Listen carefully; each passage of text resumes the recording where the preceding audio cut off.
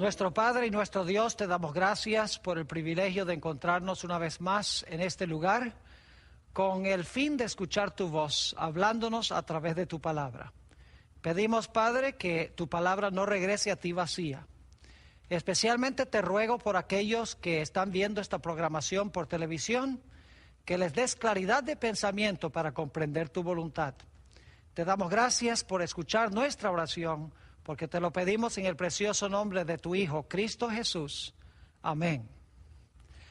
En nuestro tema de hoy vamos a estudiar la terminología bíblica en cuanto a la vida y a la muerte. Y quiero empezar leyendo un versículo que encontramos en el libro de Génesis, el capítulo 35 y el versículo 18. Está hablando aquí del nacimiento de Benjamín, también conocido como Benoni. Fue hijo de Raquel, y la Biblia nos dice que cuando Raquel tuvo a Benjamín, ella murió. Así que quiero leer Génesis 35 y el versículo 18. Dice así: y aconteció que al salírsele el alma, está hablando de Raquel, al salírsele el alma, pues murió, llamó su nombre Benoni, mas su padre lo llamó Benjamín. Ahora, algunas personas leen este versículo y le agregan conceptos o le agregan palabras. Por ejemplo, algunos lo leen de esta manera: y aconteció que al salírsele al cielo el alma inmortal, llamó su nombre Benoni, mas su padre lo llamó Benjamín. Ustedes notarán en este texto que no dice que el alma se fue al cielo, ni tampoco dice que el alma que salió de ella fue inmortal. Esas dos ideas de que fue al cielo y de que era inmortal son añadidas muchas veces por los lectores de la Sagrada Escritura, pero no es parte del idioma original. Ahora, antes de terminar nuestro tema de hoy, vamos a regresar a este versículo, pero lo vamos a hacer al final del tema, una vez que hemos explicado lo que significa el alma y lo que quiere decir la Biblia cuando habla de la salida del alma del cuerpo.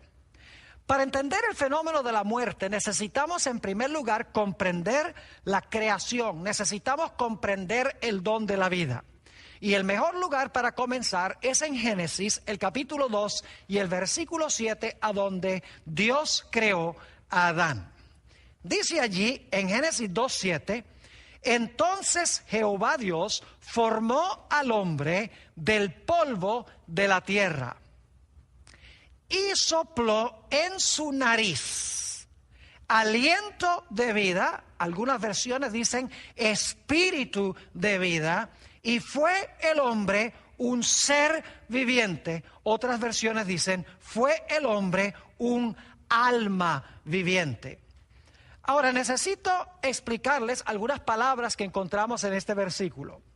La palabra aliento que se usa aquí, que sopló en su nariz aliento de vida, es la palabra hebrea neshama. Y la palabra que se traduce ser viviente al español es la palabra hebrea nefesh.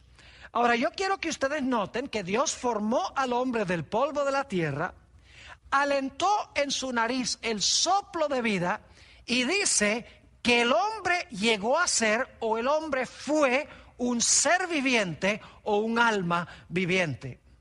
Quiero que noten en este versículo que no nos dice que Dios le dio al hombre un alma, ni tampoco dice que el hombre tiene un alma. El texto nos dice que el hombre es un alma. La combinación del cuerpo de polvo y el aliento de vida es igual a alma. La Biblia nos dice entonces que el hombre se compone de dos elementos: polvo y aliento de vida. Y la combinación de los dos hacen el alma o el ser viviente. La Biblia nos dice en Génesis que el hombre podía morir. Porque Dios le dijo al hombre que si comía del árbol de la ciencia del bien y del mal, ciertamente iba a morir. Así que si el hombre tenía un alma inmortal que podía vivir independiente del cuerpo, ¿cómo es que Dios le dijo al hombre que iba a morir si no era posible? Además de eso, la Biblia nos dice que cuando Adán y Eva comieron del árbol de la ciencia del bien y del mal, Dios les vetó el árbol de la vida, es decir, no podían comer más del árbol de la vida, y por lo tanto la Biblia nos dice que entró en el mundo la muerte. Ahora hablemos un momento del cuerpo de polvo, porque ese es el primer elemento del cual está compuesto el ser humano. En Isaías 64 y el versículo 8 encontramos que se nos explica que el hombre está compuesto de lodo o de barro, es decir, polvo, pero no polvo seco, sino polvo mojado. Dice en Isaías 64, 8, ahora pues Jehová, tú eres nuestro Padre, nosotros barro, y tú el que nos formaste, así que obra de tus manos somos todos nosotros. Es decir, el cuerpo o la facultad física del hombre se compone de polvo. Los órganos, los nervios, los músculos, la piel, todas las partes fisiológicas del hombre están compuestas de barro o de polvo. Por eso cuando una persona muere, vuelve al polvo, como veremos más adelante en nuestro estudio. Así que con el cuerpo no hay ningún problema. Todos sabemos que el cuerpo regresa al polvo. El problema surge cuando se habla del espíritu, porque muchas personas tienen la idea que el espíritu es algún elemento intangible que tiene el hombre por dentro, que es consciente que cuando el hombre muere sale volando para ir a otra esfera. Pero ¿qué es lo que enseña la Biblia en cuanto al espíritu? Vamos a analizar en primer lugar la palabra espíritu en el Antiguo Testamento y luego vamos a pasar a analizar la palabra espíritu en el Nuevo Testamento para ver si en verdad la palabra espíritu se refiere a alguna entidad independiente del cuerpo, que está dentro del cuerpo, que sale volando en forma consciente del cuerpo en el momento de la muerte. En el Antiguo Testamento hay dos palabras hebreas que se traducen aliento o respiración. La primera es la palabra ruach y la segunda palabra es la palabra neshama. Ahora debo decirles que nunca, ni una sola vez en toda la Biblia, en todo el Antiguo Testamento, se conectan estas palabras con la palabra inmortal, ni tampoco se da ninguna insinuación de que el espíritu, de que el ruach o el neshama pueda vivir independientemente del cuerpo como otra entidad fuera del cuerpo humano. Ahora, es importante recordar que el lenguaje poético de los hebreos se basaba en el principio del paralelismo, y había tres clases de paralelismo. El paralelismo sinónimo, donde lo que se dice en la primera línea se repite en la segunda línea en diferentes palabras, pero el mismo pensamiento. Luego está el paralelismo antitético, donde lo que se dice en la primera línea, lo opuesto se dice en la segunda línea. Y luego está el paralelismo sintético, a donde lo que se dice en la primera línea se completa el pensamiento en la segunda línea. Ahora vamos a notar algunos textos a donde se usa el paralelismo sinónimo, la palabra espíritu y la palabra neshama, porque estas dos palabras son básicamente sinónimas. Una significa aliento, la otra significa respiración. Es decir, que son muy cerca de ser sinónimas, como aliento y respiración lo son en español. Job, el capítulo 33 y el versículo 4, queremos leer este texto porque se encuentran las dos palabras. Está hablando de la creación y dice lo siguiente: el espíritu de Dios me hizo. La palabra espíritu aquí es la palabra hebrea ruach, es decir, el espíritu o el ruach de Dios me hizo. Y luego en la segunda línea se repite el mismo pensamiento, pero en diferentes palabras. Dice, y el soplo, el neshama del Omnipotente me dio vida. Así que fíjense que lo que se dice en la primera línea, el Espíritu de Dios me hizo, se repite en otras palabras en la segunda línea que dice, y el soplo del Omnipotente me dio vida. Es decir, el Espíritu es el soplo o el aliento de vida. Vamos a Job, el capítulo 27 y el versículo 3, a donde se usa también un paralelismo sinónimo de estas dos palabras. Job 27, 3 dice lo siguiente, que todo el tiempo que mi alma esté en mí, y no debe traducirse aquí alma, porque la palabra neshama y la palabra ruach no significan alma, significan aliento o respiración. Es decir, hay una mala traducción aquí. Dice que todo el tiempo que mi alma, que mi neshama esté en mí, y luego repite el mismo pensamiento en la segunda línea, y haya hálito, ruach de Dios en mis narices. Noten entonces que el hálito de Dios, el neshama, la respiración se encuentra en las narices y usamos la nariz precisamente para respirar. En Isaías 42 y el versículo 5 encontramos otra vez un paralelismo sinónimo. Dice lo siguiente, así dice Jehová Dios, creador de los cielos y el que los despliega, el que extiende la tierra y sus productos. Y ahora escuchen, el que da aliento, esa es la palabra neshama, el que da aliento al pueblo que mora sobre ella. Y ahora viene la segunda línea que repite el mismo pensamiento en diferentes palabras. Y espíritu, aquí la palabra es ruach, y espíritu a los que por ella andan. Es decir el que da aliento, neshama al pueblo que mora sobre ella, sobre la tierra, es lo mismo que decir que Dios da espíritu o ruach a los que andan en ella, es decir, en la tierra.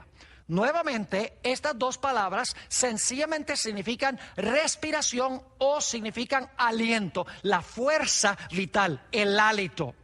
Dicho sea de paso, la Biblia también nos dice en el Antiguo Testamento que los animales tienen ruach y los animales tienen también neshama.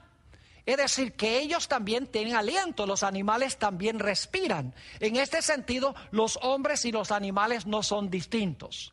Hablando del diluvio, nos dice lo siguiente en cuanto a los animales y los seres humanos que murieron en esa ocasión.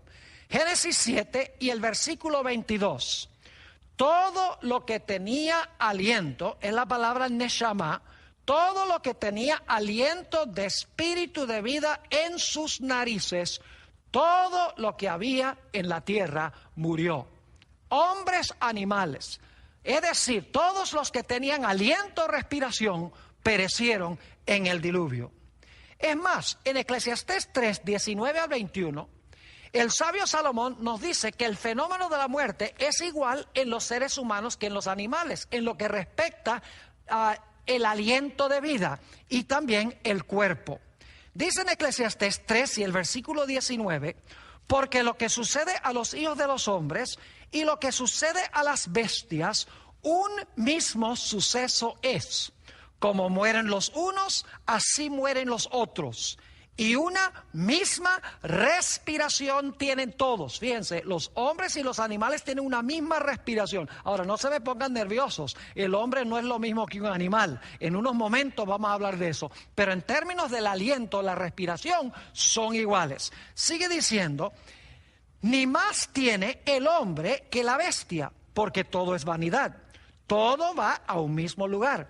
Todo es hecho del polvo, fíjense, hombres y animales, y todo volverá al mismo polvo. Y luego pregunta el sabio Salomón, ¿quién sabe que el espíritu, el ruach, de los hijos de los hombres sube arriba? Es decir, ¿quién se atreve a decir que el espíritu del hombre sube arriba y que el espíritu o el ruach del animal desciende abajo a la tierra? Ahora, tal vez algunos se hayan puesto nerviosos cuando yo mencioné que el fenómeno de la muerte es lo mismo en el animal que en el ser humano. quiero decirles que en realidad la respiración que tienen los hombres y que tienen los animales es la misma respiración, es la misma fuerza vital. Pero los hombres y los animales fueron creados con diferente función. Permítame ilustrar lo que quiero decir. Imagínense una nevera, o algunos le dicen una heladera. Esa heladera, para que pueda funcionar, hay que enchufarla en la pared para que tenga corriente eléctrica y pueda funcionar. Ahora, pensemos también de una computadora. Una computadora, para que funcione, también hay que enchufarla en la pared. Ahora yo pregunto, para que funcione la nevera y para que funcione la computadora, ¿se usa la misma fuente de energía? ¿Se enchufa en la pared? Claro que sí. En términos de la energía que necesita la nevera y la energía que necesita la computadora, la fuente de energía es la misma. Pero la computadora es un instrumento mucho más complicado porque fue creado con un propósito distinto, mientras que la nevera tiene una operación mucho más sencilla y fue hecha con otro propósito. Es decir, que en términos de su fuente eléctrica para funcionar son iguales, pero la función para la cual fueron creados es distinta o diferente. Ahora tomemos unos textos en el Nuevo Testamento que hablan del Espíritu, sobre lo que es el Espíritu. Ya hemos visto que en el Antiguo Testamento el Espíritu no es alguna entidad invisible, etérea, que vive dentro del ser humano, que sale del cuerpo humano en el momento de la muerte para seguir viviendo en forma consciente en el cielo o en cualquier otra parte. Hemos visto que la palabra ruach y la palabra neshama sencillamente significan el aliento de vida, el espíritu de respiración que permite que el cuerpo humano cumpla la función para la cual Dios creó ese cuerpo. Ahora vamos a ver si el Nuevo Testamento tiene la misma idea. Vamos a leer varios textos y dicho sea de paso, la palabra espíritu en el Nuevo Testamento es la palabra neuma. Santiago el capítulo 2 y el versículo 26 será el texto con el cual comenzaremos en el Nuevo Testamento. Dice, porque como el cuerpo sin el espíritu está muerto, así también la fe sin obras es muerta. Fíjense que el cuerpo sin el espíritu está muerto. Es decir, el cuerpo sin tener la capacidad de respirar está muerto. En Apocalipsis 11, 7 al 9 y también el versículo 11, habla de los dos testigos que en realidad representan el Antiguo y el Nuevo Testamento, que en cierta ocasión histórica, desde 1793 hasta 1798, durante la Revolución Francesa, fueron muertos. Es decir, que fueron atacados por Francia y permanecieron tirados en la calle por 3 días y medio, es decir, 3 años y medio.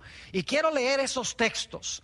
Dice, cuando hayan acabado su testimonio, los dos testigos, la bestia que sube del abismo, que es Francia, en 1793, la Revolución Francesa, hará guerra contra ellos y los vencerá y matará.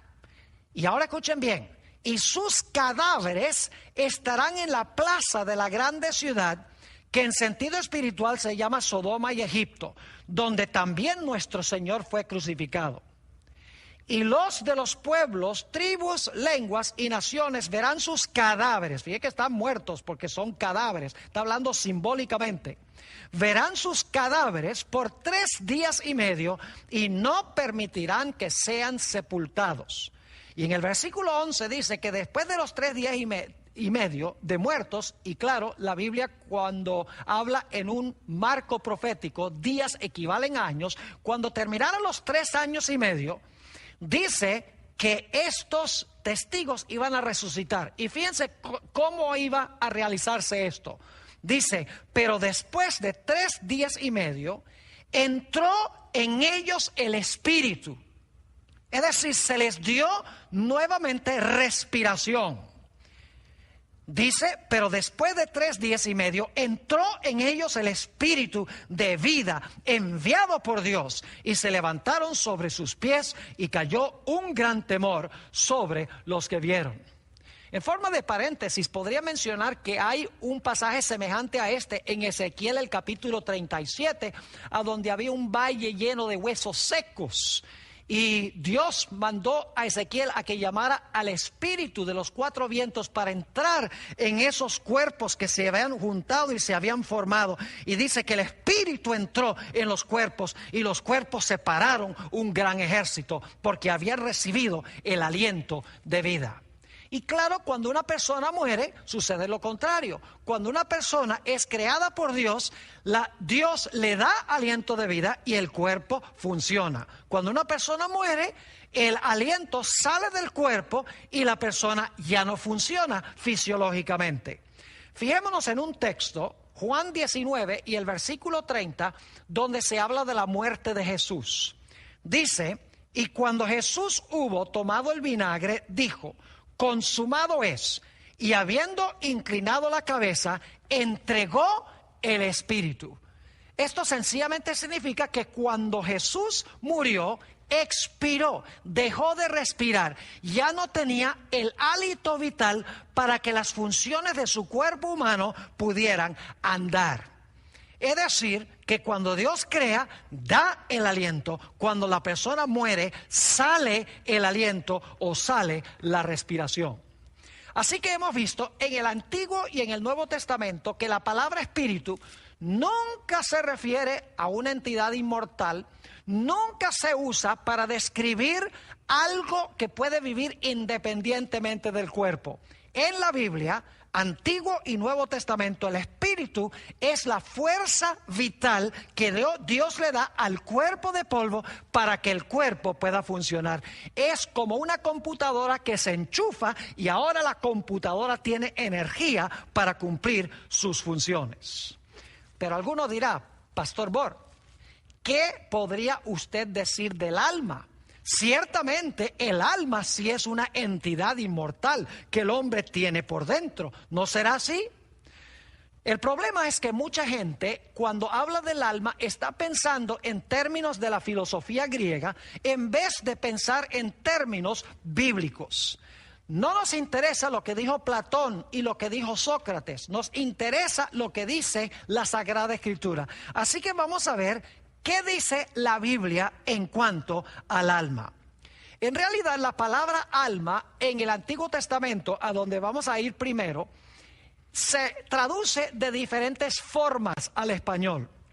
A veces se traduce persona, a veces se traduce vida, a veces se traduce inclusive alma. Y por eso mucha gente se confunde y dice, bueno, ¿qué es la traducción correcta? ¿Es vida? ¿Es alma? ¿Es persona? La respuesta es que todas estas traducciones están relacionadas muy estrechamente una con la otra. Voy a mostrarles ahora del Antiguo Testamento. Volvamos a Génesis 2:7, a donde se usa la palabra alma, nefesh, por primera vez en el Antiguo Testamento. Dice, entonces Jehová Dios formó al hombre del polvo de la tierra y sopló en su nariz aliento de vida, el neshama, y fue el hombre un nefesh. Es decir, fue el hombre un alma viviente o un ser viviente. Es decir, la palabra nefesh aquí significa un ser vivo, una persona que funciona, porque el cuerpo de polvo y el aliento de vida están juntos, y por lo tanto el hombre que tiene el polvo y el aliento juntos es un nefesh. Es decir, el alma no es parte del hombre, el alma es el hombre en su totalidad. Vamos a examinar rápidamente otros versículos del Antiguo Testamento que usan la palabra alma o la palabra nefesh. Génesis 14 y el versículo 21, esto es después que Abraham ayudó a reconquistar lo que había sido saqueado de Sodoma. Dice, entonces el rey de Sodoma dijo a Abraham, dame las personas y toma para ti los bienes. Fíjense qué interesante, toma para ti las personas. Saben que esa palabra personas allí es la palabra nefesh. Y algunas versiones dice, toma tú las almas. Y entonces, cuando examinamos el texto, nos damos cuenta que la palabra nefesh significa personas también. Entonces el rey de Sodoma dijo a Abraham, dame las personas y toma para ti los bienes. Es decir, devuélveme las personas y entonces tú te puedes quedar con los bienes. Deuteronomio 10 y el versículo 22 es parecido a esto. Dice allí en Deuteronomio 10, 22, con 70 personas, otra vez nefesh, con 70 personas descendieron tus padres a Egipto. Está hablando de Jacob, quien descendió con 70 personas. Y ahora Jehová te ha hecho como las estrellas del cielo en multitud. Fíjense nuevamente, la palabra nefesh se traduce personas, 70 personas, porque el nefesh es la persona en su totalidad. Génesis 12 y el versículo 5 habla de los movimientos de Abraham. Dice, tomó pues Abraham a Sarai su mujer y a Lot hijo de su hermano y todos sus bienes que habían ganado y las personas, otra vez la palabra nefesh, las personas que habían adquirido en Harán. Y salieron para ir a tierra de Canaán y a tierra de Canaán llegaron.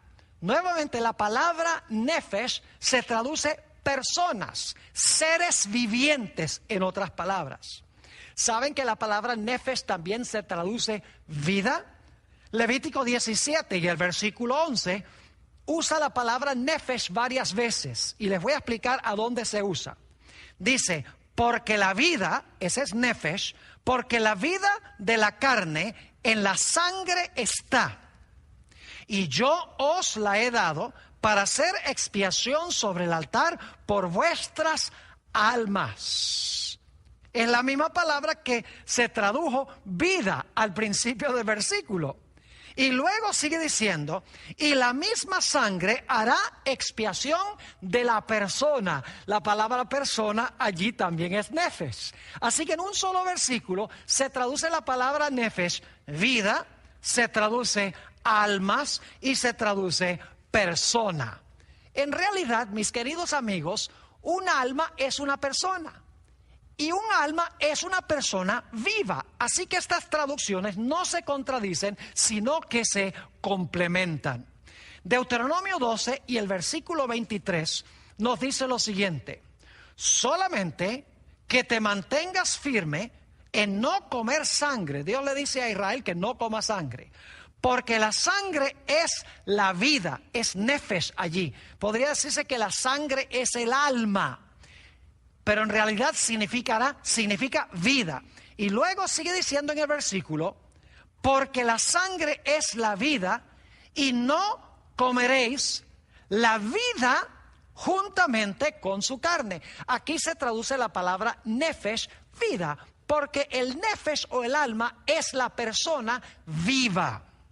Primera de Reyes 19 y el versículo 10 encontramos que Elías se queja porque Jezabel está buscándolo para quitarle su nefesh, para quitarle su vida. Dice allí en Primera Reyes 19:10, él respondió, he sentido un vivo celo por Jehová de los ejércitos, porque los hijos de Israel han dejado su pacto, han derribado tus altares y han matado a espada a tus profetas. Y solo yo he quedado y me buscan para quitarme el nefesh, es decir, para quitarme la vida, traduce aquí. Obviamente no sería muy lógico decir para quitarme el alma en el sentido griego de la palabra. Aquí no se puede decir me están buscando para quitarme el alma, porque si el alma fuera invisible, como muchos piensan, ¿cómo podrían quitarle el alma a Elías? Sencillamente aquí está diciendo Elías que están tratando de quitarle su vida, están tratando de matarlo, según dice el mismo texto. Levítico 7 y el versículo 20 nos dice, pero la persona, ahí está nefesh, pero la persona que comiere la carne del sacrificio de paz, el cual es de Jehová, estando inmunda, aquella persona, otra vez la palabra nefesh, aquella persona será cortada de entre su pueblo. En el Salmo 22 y el versículo 20, David está clamando a Dios de que le salve su alma. Note lo que dice: libra de la espada mi alma. Y aquí se traduce en la versión del 60 alma. En realidad se podría traducir: libra de la espada mi vida. Es decir, si esto fuera un alma intangible, invisible, fantasmal, ¿cómo podría ser muerta por la espada? Es obvio que aquí una mejor traducción sería: vida. Libra de la espada mi vida, del poder del perro mi vida. Y es interesante que la versión del 60, la segunda vez que se usa nefesh, vida, al final del versículo se traduce vida, no alma. Es decir, hay inconsistencia en la forma de traducir estas palabras. En Ezequiel 18 y el versículo 4 dice: he aquí que todas las almas... La palabra nefesh se podría traducir todas las personas, todos los seres vivientes son mías, dice Dios. Como el alma o como la vida del Padre, así el alma, otra vez nefesh, o la vida del Hijo es mía. El alma que pecare, esa morirá. Es decir, el ser vivo o la persona que pecare, esa morirá. Salmo 30 y el versículo 3 dice: oh Jehová, hiciste subir mi alma. Una mejor traducción sería mi vida. Fíjense, hiciste subir mi alma del Seol. El Seol es el sepulcro. Y luego dice: me diste vida para que no descendiese a la sepultura. Es decir, hacer subir el alma del salmista es lo mismo que darle vida y no permitir que descendiese a la sepultura. Nuevamente, la palabra nefesh significa ser viviente, significa vida o significa persona. Salmo 49 y el versículo 15 dice: pero Dios redimirá mi vida, y aquí se traduce vida en la versión del 60 correctamente. Pero Dios redimirá mi vida del poder del Seol, es decir, del poder del sepulcro, porque Él me tomará consigo. ¿Saben que los animales también son almas según la Sagrada Escritura? Porque son seres vivientes. Dice en Génesis 1 y el versículo 21: y creó Dios los grandes monstruos marinos y todo ser viviente. Esa es la palabra nefesh. Todo ser viviente que se mueve, que las aguas produjeron según su género, y toda ave alada según su especie, y vio Dios que era bueno. Es decir, que en el Antiguo Testamento la palabra nefesh, que se usa centenares de veces, sencillamente significa ser viviente, vida o persona. Ahora, ¿qué diríamos del Nuevo Testamento? Obviamente la palabra en el Nuevo Testamento ya no es nefesh. La palabra griega es psuché, de donde viene la palabra psicología. Analicemos algunos textos del Nuevo Testamento que usan la palabra alma para ver si concuerda con la idea del Antiguo Testamento.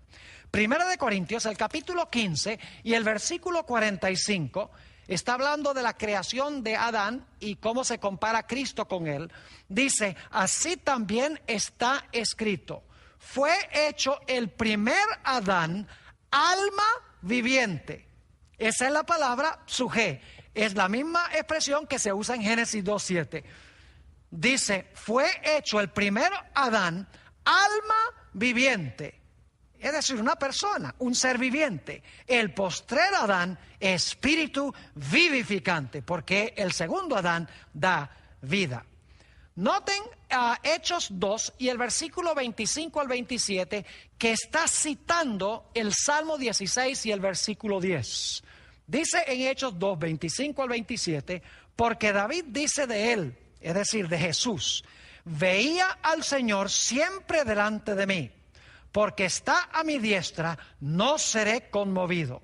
Por lo cual mi corazón se alegró y se gozó mi lengua. Y aún mi carne descansará en esperanza. Ahora fíjense, aunque David está diciendo estas palabras, se las está aplicando a Jesús, quien iba a levantarse más de 1000 años después.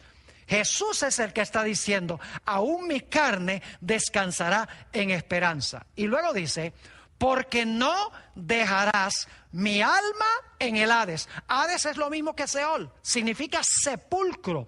No dejarás mi alma, que mejor traducción sería mi vida, en el Hades, ni permitirás que tu santo vea corrupción. Y la razón es muy clara: Jesús iba a resucitar y su cuerpo no iba a ver corrupción. Noten Hechos 27 y el versículo 22. Hechos 27 y el versículo 22. Aquí el apóstol Pablo está hablando de un naufragio. Y fíjense lo que declara. Habla a la gente en el barco. Pero ahora os exhorto a tener buen ánimo, pues no habrá ninguna pérdida de vida. Fíjense que ahí la palabra suje se traduce vida correctamente. No sería correcto traducirlo alma. No habría pérdida de alma. Es mejor decir no habrá pérdida de vida entre vosotros, sino solamente de la nave. Mateo 2, 19 y 20, hablando del nacimiento de Jesús. Dice, pero después de muerto Herodes, he aquí un ángel del Señor apareció en sueños a José en Egipto diciendo, levántate, toma al niño y a su madre y vete a tierra de Israel, porque han muerto todos los que procuraban la muerte del niño. Fíjense qué interesante esta traducción. Dice, todos los que procuraban la muerte del niño ya no están, es decir, han muerto ellos. Pero lo interesante es que la palabra muerte aquí en realidad dice en el griego, todos los que procuraban el alma de la vida del niño han pasado del escenario. Es decir, que se traduce aquí a la palabra alma con la palabra muerte. Es decir, dice, porque han muerto los que procuraban la vida o los que procuraban el alma del niño. Una mejor traducción, claro, de la palabra es los que buscaban la vida del niño. Mateo 20 y el versículo 28 nos habla de la obra de Jesús. Dice allí, como el Hijo del Hombre no vino para ser servido, sino para servir y para dar su vida, otra vez la palabra suje, para dar su vida en rescate por muchos. No tendría mucho sentido decir que Jesús vino a dar su alma. Una mejor traducción es como la que se da en la Reina Valera del 60, donde dice para dar su vida en rescate por muchos. Es decir, la palabra alma, la palabra suje en el Nuevo Testamento significa vida o significa persona, significa ser viviente, igual que en el Antiguo Testamento. Noten Juan 10 y el versículo 11, donde está hablando de Jesús, el buen pastor. Dice Jesús, yo soy el buen pastor, y el buen pastor su vida da por las ovejas. La palabra vida allí otra vez es la palabra suje. Es la misma palabra que se traduce a veces en el Nuevo Testamento con la palabra alma, pero obviamente significa que Jesús vino a dar su vida. En Hechos 15, 26 se habla de Pablo y Bernabé. Muchas veces arriesgaron sus vidas. Y dice allí en Hechos 15, 26 que Pablo y Bernabé fueron hombres que han expuesto su vida. Otra vez la palabra suje, que se traduce a veces en el Nuevo Testamento alma, pero aquí se traduce correctamente vida. Porque los hombres que han expuesto su vida por el nombre del Señor Jesucristo. En Hechos 20 y el versículo 24 encontramos otra referencia a la palabra suje. Dice, pero de ninguna cosa hago caso, está hablando el apóstol Pablo, ni estimo preciosa mi vida. En la palabra nuevamente suje. Nuevamente, pero de ninguna cosa hago caso, ni estimo preciosa mi vida para mí mismo, con tal que acabe mi carrera con gozo y el ministerio que recibí del Señor Jesús para dar testimonio del Evangelio de la gracia de Dios. Y saben que en el Nuevo Testamento la palabra suje se traduce también persona, como la palabra nefesh en el Antiguo Testamento. Noten dos ejemplos o tres ejemplos de esto. Hechos 2 y el versículo 41. Dice en Hechos 2:41, hablando de los que recibieron a Jesús en el día del Pentecostés, dice: así que los que recibieron su palabra fueron bautizados y se añadieron aquel día como 3,000 personas. Es la palabra sujé. Se podría traducir 3,000 almas, 3,000 seres vivientes. No está hablando de una entidad invisible, intangible, fantasmal, que el hombre tiene por dentro, que es consciente y sale volando en el momento de la muerte y vive en otra esfera. Hechos 27 y el versículo 37. Está hablando del número de personas en un barco. Dice aquí: y éramos todas las personas, otra vez la palabra sujé, y éramos todas las personas en la nave 276.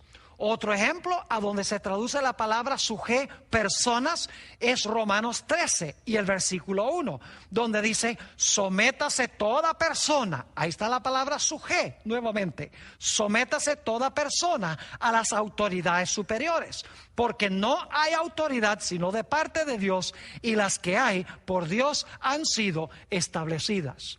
Ahora quiero comparar dos versículos para que podamos ver de una forma clarísima que el alma es la persona en sí misma, no una parte de la persona, no algo que el hombre tiene por dentro, sino la persona viva en su totalidad.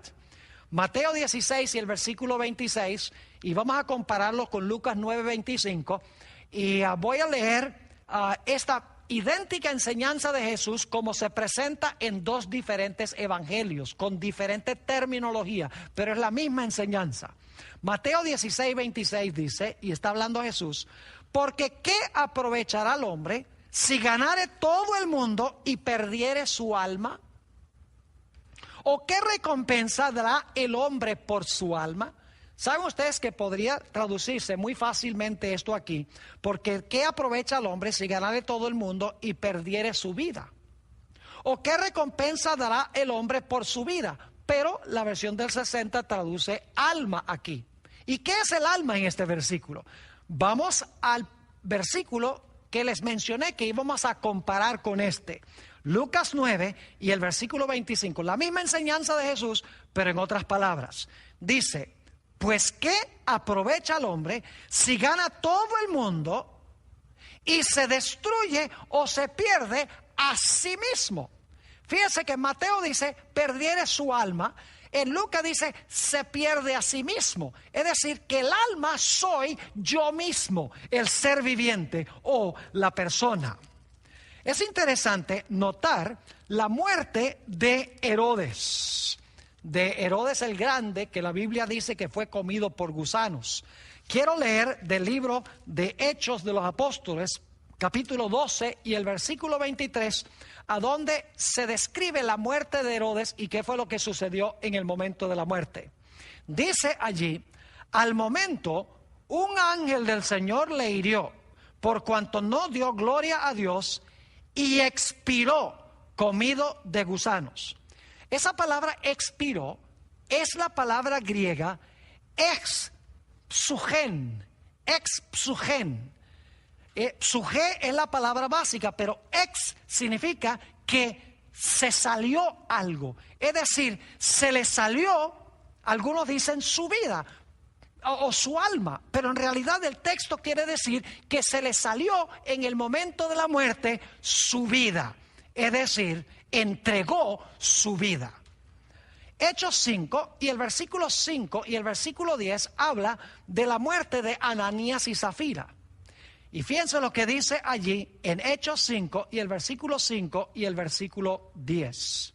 Al oír Ananías estas palabras, cuando Pedro le dijo: has mentido no contra el hombre sino contra el Espíritu Santo, cayó y expiró. Otra vez la palabra expsugen. Quiere decir que se le salió la vida, en otras palabras.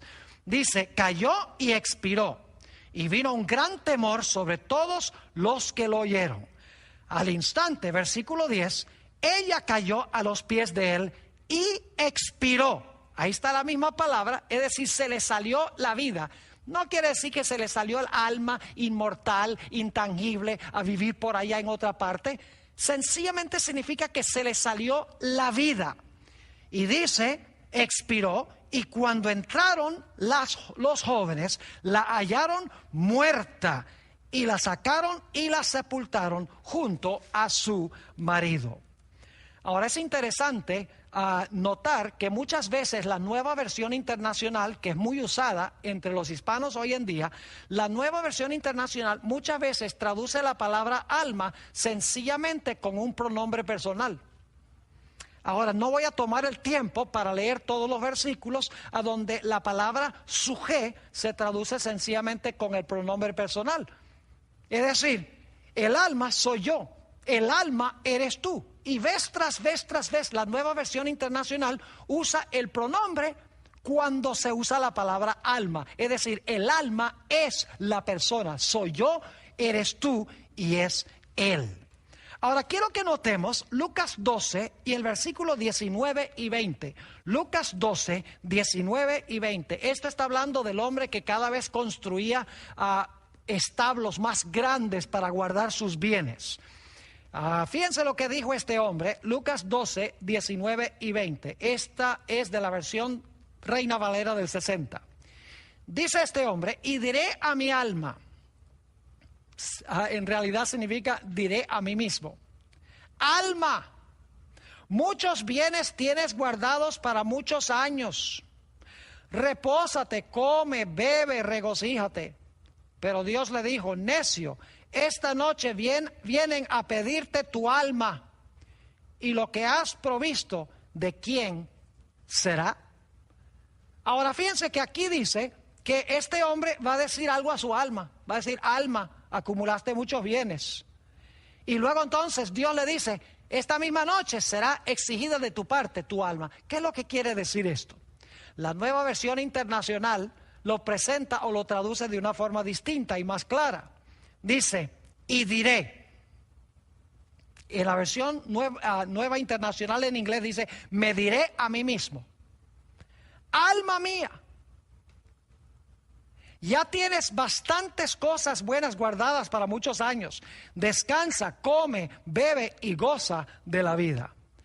Pero Dios le dijo, necio, esta misma noche te van a reclamar la vida. Fíjense que la palabra suje se traduce en la Nueva Versión Internacional con vida en vez de alma. ¿Y quién se quedará con lo que has acumulado? Mis queridos amigos, la palabra alma se usa en sentido figurativo aún hoy en día, en el sentido en que lo usa la Biblia. Por ejemplo, decimos, si nadie vino a la reunión esta noche, decimos, no se apareció ni un alma. ¿Qué queremos decir con eso? Que no se apareció una entidad intangible, inmaterial, invisible, que nadie podía ver. Claro que no. Significa, no se apareció ni una sola persona. Hablamos de que bautizamos 300 almas en la campaña evangelística. ¿Qué quiere decir? ¿Que bautizamos a 300 fantasmas? Claro que no. Significa que bautizamos a 300 seres vivientes. Bautizamos a 300 personas. A veces decimos, ay, tengo tanta lástima por esa pobre alma. No quiere decir que tenemos lástima por una entidad intangible, inmaterial. Significa que tenemos lástima para con una persona. Analicemos unos pocos textos más que usan la palabra alma y luego regresamos al texto con el cual comenzamos nuestro estudio de hoy. Note lo que dice en Santiago 5 y el versículo 20. Está hablando de una persona que da testimonio de salvación a otra.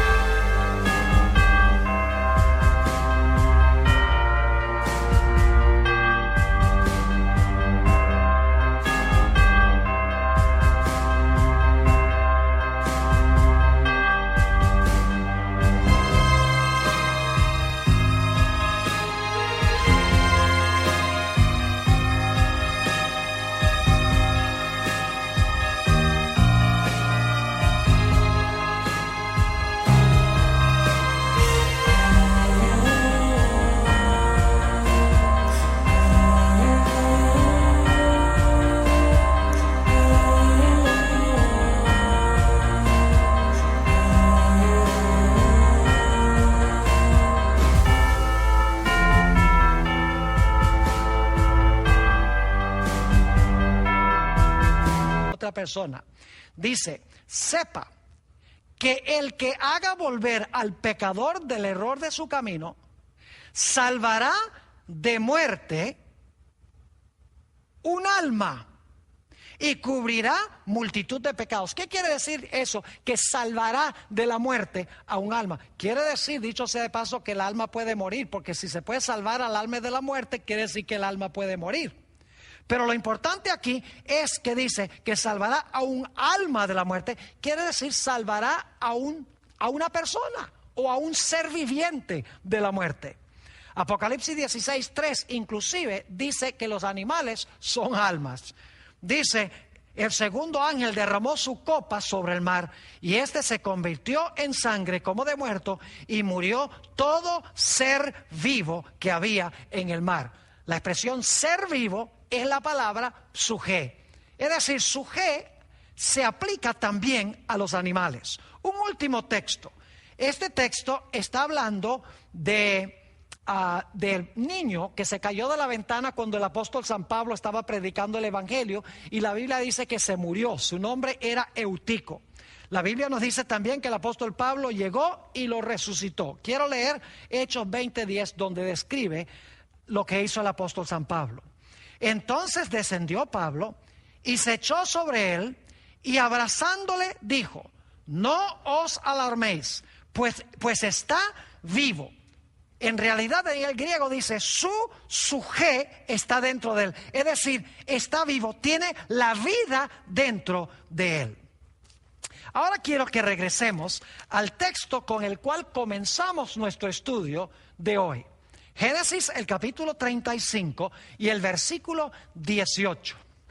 Y ahora que hemos estudiado los términos o la terminología bíblica, será más fácil comprender Génesis 35 y el versículo 18. Está hablando nuevamente de la muerte de Raquel cuando tuvo a su hijo Benjamín.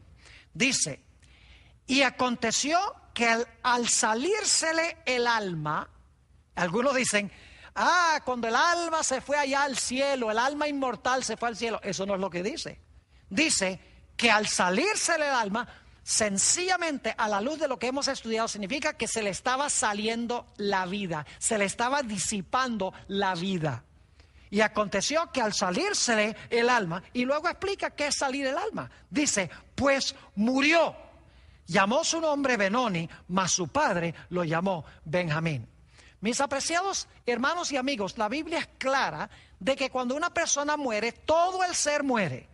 Aunque Dios guarda un registro de la persona en el cielo, porque en la resurrección le va a devolver su individualidad y su personalidad. Dios no olvida, en otras palabras, al muerto. Dios guarda los nombres y los registros, porque en la resurrección les dará un cuerpo nuevo y les dará aliento de vida y se levantarán perfectos, incorruptibles e inmortales. Fíjense lo que dice la Sagrada Escritura en cuanto al fenómeno de la muerte. Salmo 146 y el versículo 4 dice, pues sale su aliento y vuelve a la tierra. Es decir, cuando el aliento sale del cuerpo, la persona vuelve a la tierra y luego dice, en ese mismo día perecen sus pensamientos. Es decir, que cuando una persona deja de respirar, vuelve a la tierra y en ese día cesan sus pensamientos. Es decir, que el hombre no tiene un alma inmortal que sigue pensando después de la muerte. En el Salmo 104 y el versículo 29 y 30, Salmo 104, 29 y 30, está hablando de el contraste entre el proceso de la muerte y el proceso de la creación. Dice allí, hablando de Dios, escondes tu rostro, se turban. Les quitas el hálito o el espíritu o la respiración. Y fíjense lo que dice. Les quitas el hálito, dejan de ser y vuelven al polvo. Pero luego habla de lo opuesto, el proceso de la creación. Dice, envías tu espíritu, son creados y renuevas la faz de la tierra. Cuando una persona muere, la Biblia nos dice sencillamente que el individuo vuelve a la condición en la cual estaba antes de la creación, en el caso de Adán. Dice en Génesis 3 y el versículo 19, cuando Dios pronunció sentencia contra Adán, con el sudor de tu rostro comerás el pan hasta que vuelvas a la tierra, porque de ella fuiste tomado, pues polvo eres y al polvo volverás. Y Eclesiastés 12 y el versículo 7, un versículo muy bien conocido sobre el estado de los muertos, nos habla del fenómeno de la muerte y dice, el polvo vuelva a la tierra como era y el espíritu vuelva a Dios que lo dio. Es decir, la Sagrada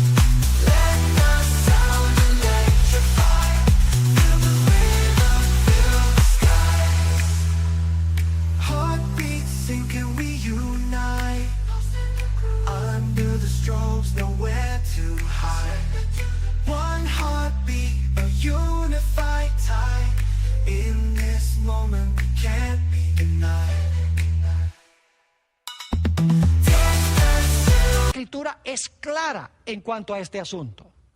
El hombre se compone de polvo o de lodo. Su cuerpo es un cuerpo material de lodo. Dios le dio a ese cuerpo la respiración y la persona llegó a vivir, llegó a ser un ser viviente, en otras palabras. El fenómeno de la muerte es lo contrario. El cuerpo vuelve al polvo y el aliento abandona el cuerpo de tal manera que el cuerpo ya no puede funcionar porque no tiene una fuente energética. ¿Saben ustedes, mis queridos hermanos y amigos, que la Biblia presenta solamente dos destinos? En Romanos el capítulo 6 y el versículo 23 nos dice, mas la paga del pecado es muerte. Fíjense que no dice la paga del pecado es una vida eterna en miseria, el alma quemándose por allá en el infierno. Eso no es lo que dice. Dice, porque la paga del pecado es muerte. Y según Eclesiastés el capítulo 9 dice, los vivos saben que han de morir, mas los muertos nada saben. Y luego está el otro lado de la fórmula.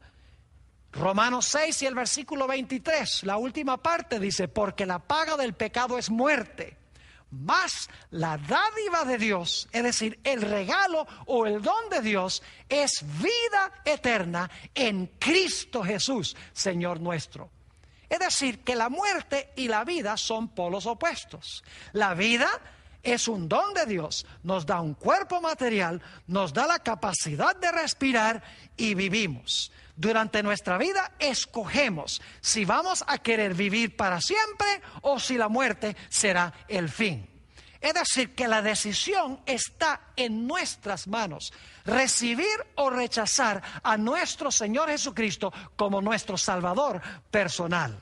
Porque la paga del pecado es muerte, mas el don o el regalo de Dios es vida eterna en Cristo Jesús, Señor nuestro. Es decir, que nuestra esperanza de vida no se encuentra en un alma inmortal. Nuestra esperanza de vida se encuentra en Cristo Jesús, quien vendrá del cielo con poder y gloria, levantará a los muertos en Cristo del polvo, les dará un cuerpo nuevo y luego les dará la respiración para que puedan vivir con Él para siempre.